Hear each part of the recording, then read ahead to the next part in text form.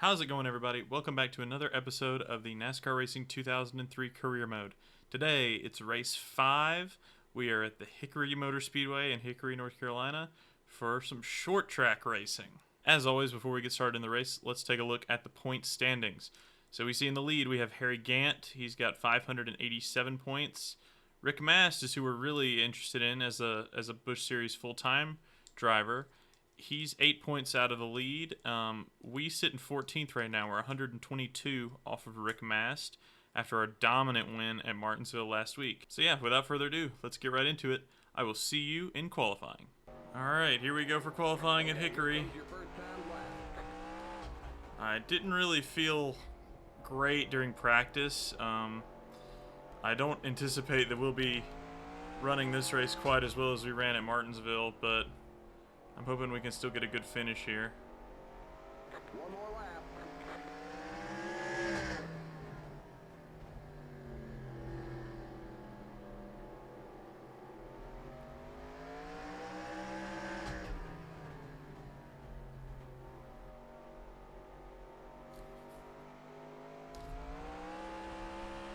All right, there's the checkered flag.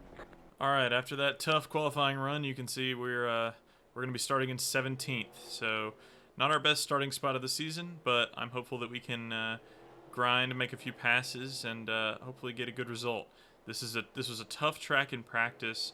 I was struggling to get by anybody, struggling to pass people, and really struggling to just kind of keep my car going on the road. I spun out several times in practice, so hopefully we can race a clean race. We can put together a good result here. But yeah, we'll just have to jump into it and see how it goes. Alright, we're rounding 3 and 4, getting ready to take the green flag here. Again, starting towards the back, but Green.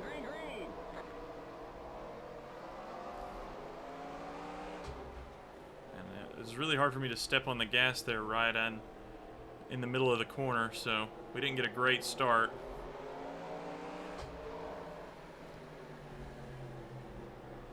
Car outside. Keep low. Clear outside. Inside. Stay high. Car outside. Clear. We ended up 3 wide there. That was a little hectic. I don't know what the 25 of Jimmy Hensley was doing, but Outside. Clear.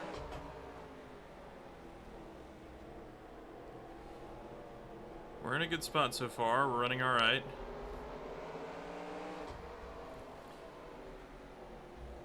In most of these real short tracks, these 3/8 half-mile tracks, you know, they were running 200 laps there in real life, and usually they would race on one set of tires and they wouldn't ever fuel. So, you know, if we're going for realism, I've set it on times two fuel and tires to try to replicate some of that tire fall off that would happen. But you know, in real life, they wouldn't have pitted, they wouldn't have come down for tires or fuel. So Clear. that's kind of what we're trying to replicate here. Outside. Clear. And you can see up ahead, the cars have pretty much got themselves in a single file line. This is pretty much a one groove racetrack. It's incredibly challenging to pass. The groove it's not quite on the bottom. It's a little higher than that, you can see. But yeah, really tough to pass on this racetrack.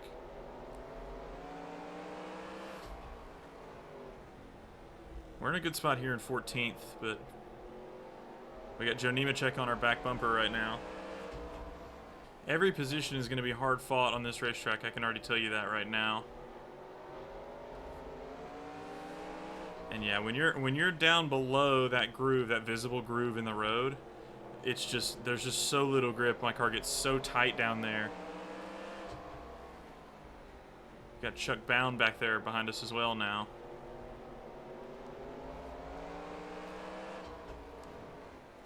I try to dive in underneath the cars, Outside. Keep low. but it's really challenging to do that Stay low. and get a good run out of the corner because you have to slow down a lot more. Clear. But hey, we've made a pass here, so we find ourselves now in 13th position. We got Dale Earnhardt now coming up behind us. He's got a fast car. He didn't qualify super great, but Still there. he's going to try to pass me down on the bottom, 3 wide. and he's going to do it successfully. Stay low. Inside. Joe Nemechek is down below me too now. Clear. Inside. And I probably just need to let Dale go and not try to race him too hard to get that position back. So far as the race has gone on, we've gotten more and more tight in the middle of the corner. It's just harder and harder to get through the corner. Our tire wear is definitely becoming a factor. So far this race has been pretty much the opposite of the Martinsville race. Instead of really running away from everybody, we are just kind of locked into our position here in the pack. We're fighting for every inch here, and certainly not running away with anything. In fact, we're struggling to get past anybody.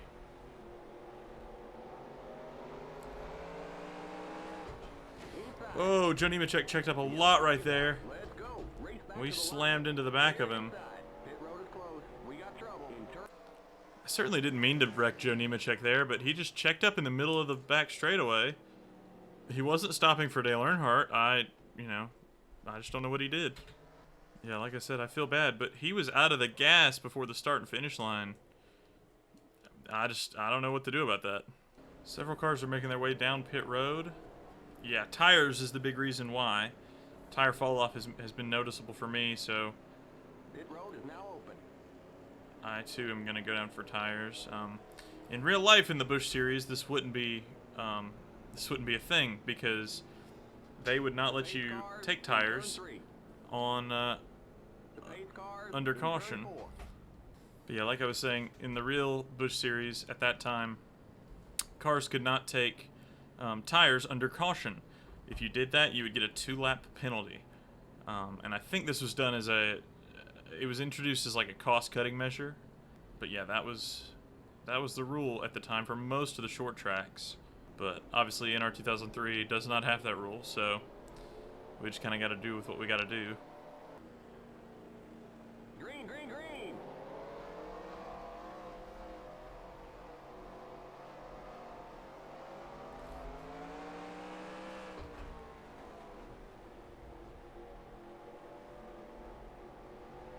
Car outside. Clear. Car outside. And already there's a noticeable difference in handling with fresh tires. Outside.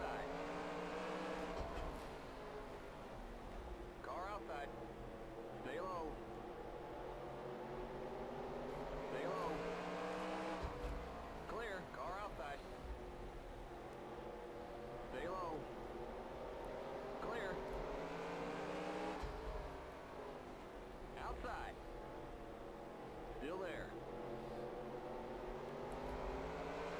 Clear. Car outside. And we're seeing early on in a run, we're able to get down to the bottom and we're able to make passes without getting too tight in the corner. Keep low. Stay low. Still there. Not sure what Rick Mass did there, but he got loose in the back stretch and slammed into the inside wall. Clear. I'm wary of him right now. He may try to go down the pits this time. Outside. Yep, he did. Stay So low. we barely dodged one that time. And I'm already noticing the tire fall off here. Inside. And 63 car is going to try to pass me on the bottom, Chuck Bound. Stay high. Trying to squeeze him out of the groove, but Clear inside. Car inside. not worth wrecking my car. Now I'm kind of stuck on the outside here. Stay high. Clear. Clear inside.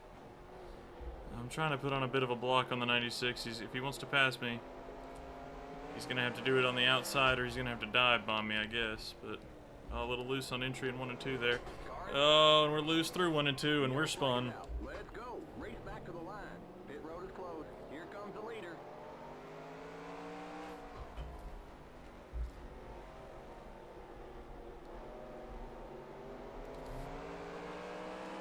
Okay, we're under caution. Not sure if the car behind me got into me there. I was okay. I got a little loose at the entry of the corner. Thought I corrected it, but maybe I just pushed a little too hard to try to retain my position. I don't know what happened exactly, but that was a problem I was having all throughout practice, was getting loose on this track, and I definitely didn't expect to have a good run at this track like I did at Martinsville, so I guess we'll just have to take the good runs when they come, like they do at tracks like North Carolina, Martinsville, Richmond, and on the tracks like this one, we just kind of got to accept that we might not be as fast. I'm definitely surprised that more cars didn't pit, if not to just get tires. I think we were one of the only cars to pit. In fact, I think we may have been the only car to pit. I'm not mad about it, because now we're on fresh tires and nobody else is, so hopefully we can take advantage of this, and yeah, let's see what we can do. Here we go, get ready to go green. Green, green, green. Man, it is so hard to launch in the middle of a corner on a restart like that. 40 laps to go for us. 86 just isn't giving us any room here. What in the world?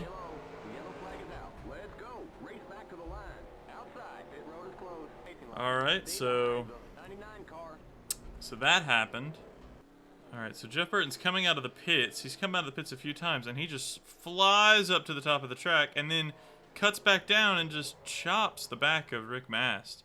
I don't know really what was happening there, but I've seen Burton in and out of the pits multiple times, and yeah, he just failed to yield really on when he re-entered the track.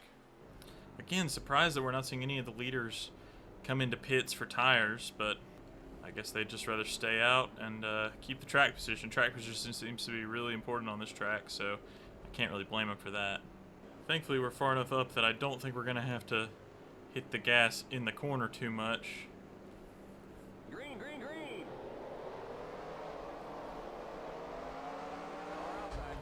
Nah, even when you're in the second row, you're still in the middle of the corner when you have to get back on the gas on a restart.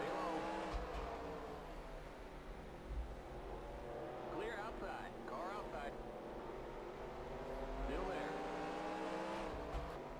25 Jimmy Hensley's all over me.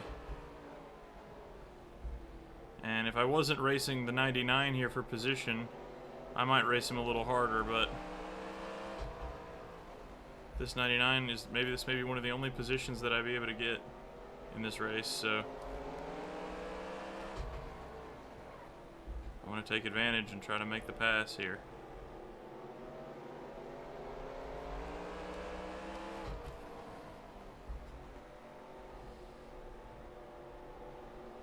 Car outside. Clear. A little loose on exit there. Stay low. Stay low. Clear. Car outside. Still there. Clear outside. Alright, and the 99 is behind us now. So we moved up to 21st. I think there's only 26 drivers in this field. It hasn't been our best day out here, but again, I knew that from practice. I knew that this was going to be a really hard race for us. The AI are fast on this track, and that one, the 86, that's for position. Oh, I got really loose there. I got to give it up. Rick Mast, that's also for position. And what in the world has happened to the front of Jeff Burton's car? No, Rick Mast is not for position, because Rick Mast is a lot behind me. Car inside. Clear. Car inside. Jeff Burton needs to... Down. Stay high. I mean, even Jeff Burton is able to pass me. Keep high. Stay high. Clear. Right now, we are just falling back really fast. We can't get down. Still there. Still there. Clear. We got just 10 more to go.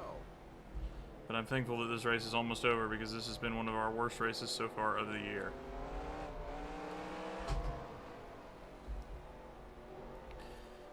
our worst handling cars of the year.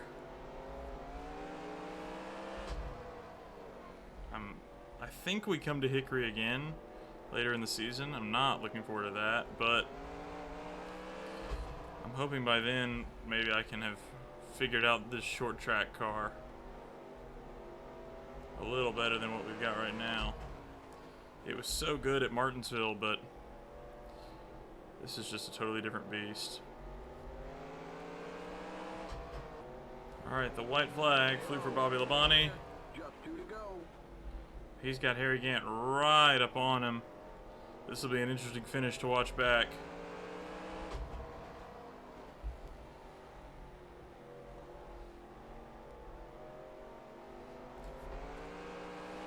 Black flag. 1 more lap to go. Is that the checkered flag for us, or?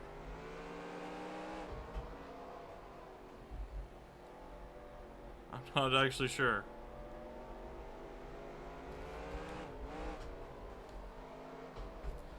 I think that was the checkered flag for us. Alright, there's the checkered flag.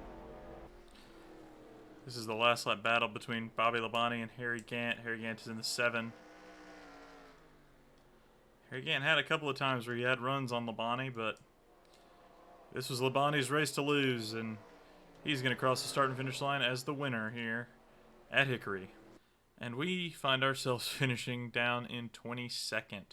One of our more disappointing finishes. We weren't down there for any reason but ourselves. We just didn't have a great car, and we just weren't able to hang with a lot of the faster cars. So a lot of work is going to have to be done to fix the setup for short tracks like this, because we run a lot of 3/8 half-mile short tracks this season. But I'm hopeful that we can make improvements as the season goes on, and hopefully do a little bit better the next time we come here. If you made it this far in the video, I really appreciate it. Thank you so much for watching. Hit the subscribe button so you don't miss any more of these episodes. That'll do it for today's episode. I will see you on the next one. Peace.